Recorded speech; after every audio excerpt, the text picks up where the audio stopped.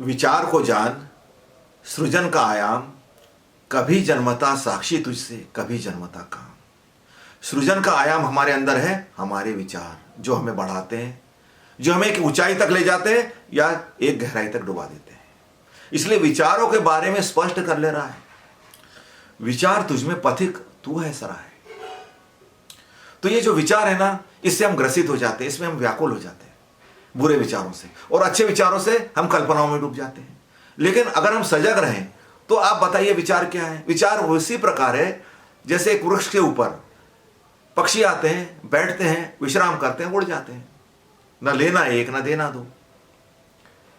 बस इसी प्रकार विचार आपके अंदर आते हैं, पथिक है, उनको आपसे कुछ भी लेना देना नहीं है। इसलिए विचार न तेरे मित्र, न तेरे शत्रु, न तेरे अभिभावक, न तेरे गुरु। यह बिल्कुल एक अलग ही चीज है आपके अंदर। ये आपके मित्र भी नहीं है, ये आपके शत्रु भी नहीं है जब तक आप इनसे मित्रता नहीं कर लो, जब तक आप इनसे शत्रुता न कर लो। ये आपके अभिभावक नहीं है, ना ही गुरु है जब तक आप इनको अभिभावक मान न लो, जब तक आप इनको अभिभावक गुरु मान न लो, तब तक ये आपके कुछ नहीं है। अगर आप सजग हो तो आप इनसे दूर रहते हो। क्यों दूर रहना चाहिए? इसलिए क्योंकि विचारों में ही पनपते मन के भाव, विचार ही तय करते तेरा स्वभाव। ये हमको अंदर बनाते हुए चल रहा है। इसलिए हमें बड़े सजगता से चॉइस करनी पड़ती है कि हम कौन से विचार करें, कौन से विचार ना करें। हम उन विचारों को अपना गुरु ना बनने दें जो हमारे स्वभाव को बिगाड़ रहे हैं, जो हमारी हालत खराब कर रहे हैं। हम उन विचारों को मित्र बनाएं जो हमें आगे का रास्ता दिखाते हैं। मैंने बताया ना, ये आपके मानने पर निर्भर करता है कि आप उनको क्या मानते हो। इसलिए विचारों का साथ दिन और रात, विचार तुझमें जीत, विचार तुझमें घात। इसलिए आप देखना, विचार कभी भी आपका साथ नहीं छोड़ते। एक बार आपको पढ़ना, लिखना, बोलना, सीखना, समझना आ गया, उसके बाद विचारों की जो श्रृंखला चलती है वो कभी तक खत्म नहीं होती, वो कभी खत्म नहीं होती।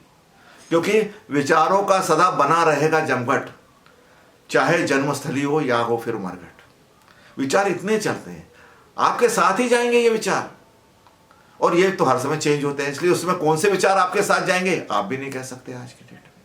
या हम जन्म के साथ अपने कौन से विचार लाए थे ये भी हमें मालूम नहीं, क्योंकि पक्षी हैं, ये बैठते हैं, उड़ जाते हैं, फिर आते हैं नए नए पक्षी आते हैं। एक झाड़ पर हर रोज वही पक्षी आके थोड़ी बैठते हैं, नए नए पक्षी आते हैं।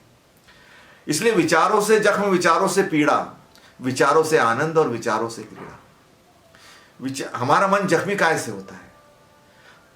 शरीर तो बीमारी से जख्मी हो जाता है, कोई इसको घाव दे दे, कोई शस्त्र मार दे तो जख्मी हो जाता है। लेकिन हमारा मन विचारों से जख्मी होता है। बहुत जख्म देते हैं विचार, और लंबे समय तक चलते हैं। बहुत लंबे समय तक ये व्यथा और पीड़ा चलती है। आप सब लोगों को इसका अनुभव है। लेकिन विचारों से ही आनंद है और विचारों से ही क्रीड़ा है। ये विचार करके, इस विचार को साकार करके तो हम विभिन्न प्रकार के खेल बनाते हैं, विभिन्न प्रकार के धार्मिक अनुष्ठान ऐसे बनाते हैं जिसमें हमें आनंद, उल्लास, उत्साह की प्राप्ति हो। तो ये तो हमारी चॉइस है कि हमने किन विचारों को पकड़ा और बाद में उनको फलीभूत किया। ये तो एक गुब्बारे की तरह है। इसके से गुब्बारे में आप हवा भरो तो फूलता जाता है, फूलता जाता है, लेकिन एक लिमिट आने के बाद फट जाता है। ये भी कई बार विचार बहुत जल्दी फट जाते हैं, आप तुरंत उन विचारों से अलग हो जाते हैं। आपने अनुभव किया है। और कई विचार लंबे समय तक चलते हैं, प्रार्थना वाले, ईश्वर वाले, भक्ति भाव के विचार, प्रेम के विचार, और उसके साथ में घृणा के विचार, वैर के विचार, प्रतिशोध के विचार। ये भी आपको बहुत लंबे समय तक सबके साथ चलते रहते हैं, लगातार चलते रहते हैं।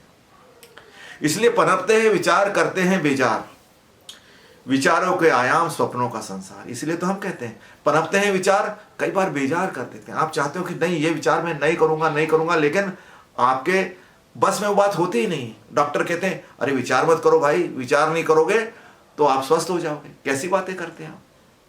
विचार तो आप तो ऐसा बोल रहे हैं भाई श्वास मत लो, आप ठीक हो जाओगे। विचार आपके श्वास है, आप उसको रोक नहीं सकते, आप उसको देख सकते हो।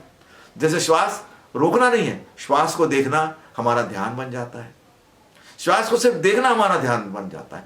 तो वैसे ही विचारों को देखना हमारा ध्यान बन जाता है।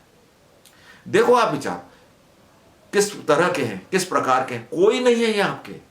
हाँ, इनसे संबंध मत बनाओ, उन्हीं विचारों से संबंध बनाओ जिससे आपकी अति होती। इसलिए तो सृजन के आयाम है, और इसीलिए इसी के द्वारा हमारा साक्षी जन्म लेता है।